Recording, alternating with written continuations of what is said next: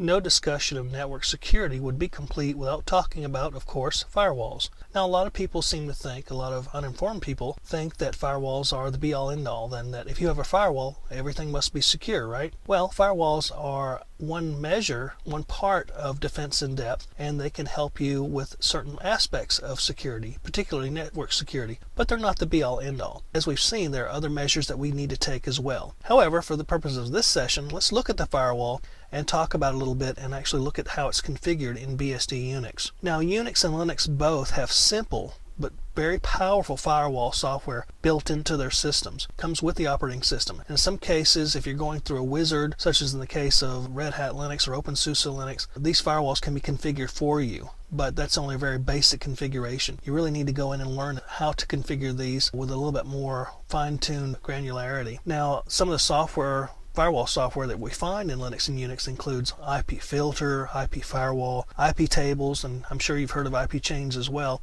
And there are others that are included in Unix and Linux as well. As a matter of fact, there's a lot of GUIs built in Linux that actually access IP tables and IP chains and so forth that help you configure them without the need to do it at the command line. But it is useful to know how to do it anyway. Now, BSD Unix's firewall is configured using a couple of different rules files. First of all, you have the IPF.rules files, and that's basically where all the firewall rules go that allows or denies certain traffic from coming into the computer. But the firewall configuration itself is found in etc rc.conf, and we've seen rc.conf several times already throughout the course because there's a lot of different things configured there. Now, the IP firewall service itself controls the firewall, and basically this service is loaded up at startup and starts the firewall going. Let's go ahead and take a look at some of the configuration files of the firewall and go over them. Okay, we're in /etc right now, and what we want to do is go ahead and take a look at the rc.conf file. We've seen this file several times already, but we've added some new lines. Now, we know that there's the host name in there and the ifconfig and the mouse commands in there. We also see a couple other lines in there. We see inetd_enable equals yes, and we see that that was generated by sysinstall. Now, I've also put another new section in there, and that's the firewall and IP filter sections. Now, you'll see that there are several lines that define the firewall and how it's configured. First of all, firewall_enable equals yes. That basically tells rc.conf that the firewall is on and running. We've got a firewall type, and we show it where the rules are /etc/IP filter or IPF.rules, and this is the IP filter firewall, by the way. Firewall logging is set to yes, so we log connection attempts that the firewall handles. We've also got a firewall script that turns the firewall on and sets certain options with the firewall, and that's the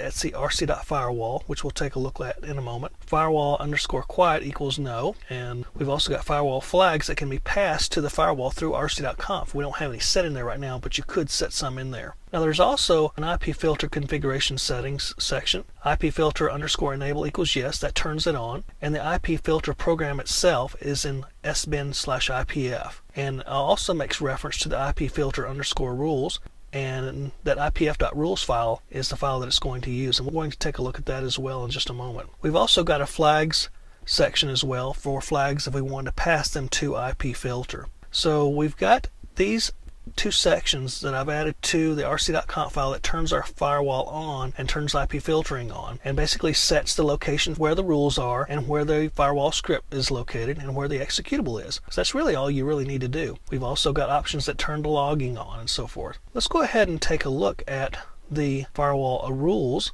Let's look at the IPF.rules file. Now, this rules file does not exist. You have to actually manually create it. When you turn the firewall on and you set all these options in rc.conf, the next thing you do is go ahead and look at the IPF.rules file and create it if necessary. Let's clear this out a little bit so we can see it better. And I've added these rules myself, and these are very simple rules. If you didn't add any rules at all and rebooted your computer after turning the firewall on, you wouldn't get any traffic at all. That includes a DHCP address, DNS lookup, or anything like that. Right now I only have a few things turned on in here, and you'll see the rules, and their syntax is actually very easy. Add the rule, allow, UDP, the protocol type, from, destination and source, protocol port, which is 6768 for this, for DHCP, and then some options after that. Here we have DHCP is set up so I can get an IP address 67 and 68. I've also got TCP and UDP port 53 set up. That's so I can get DNS resolution. And I've also got port 22 set up so I can use secure shell over this machine. So we actually aren't allowing a lot of network traffic through here. We aren't even allowing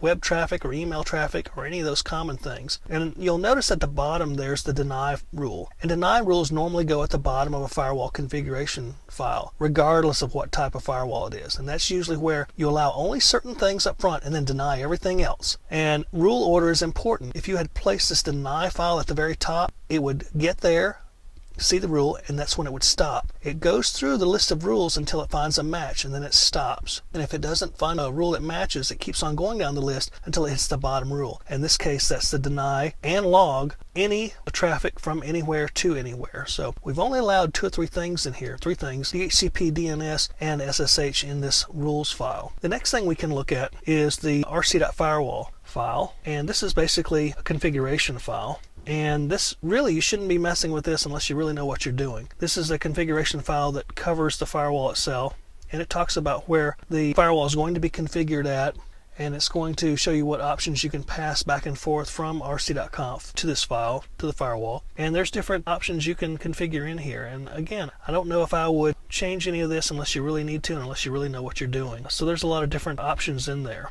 And you can change settings for the firewall client, for the protocols, ports, and services that are filtered, and how the firewall reacts to these. You can put different interface configurations in here and so forth. So there's a lot of different things in there. And again, unless you need to edit this file, I wouldn't necessarily do it. The big thing you're going to need is to basically create and alter the ipf.rules file. That's the big thing, along with the rc.conf file where you enable the firewall itself. So those are some of the settings that we've seen with the built-in firewall in BSD Unix, and a lot of these are similar to what you'd see in other firewall programs. So if you've managed one firewall and you're really good at it, you wouldn't find this too difficult to pick up. But again, there's different firewalls in different Unixes and Linuxes, so the firewall configuration methods may vary between those distributions.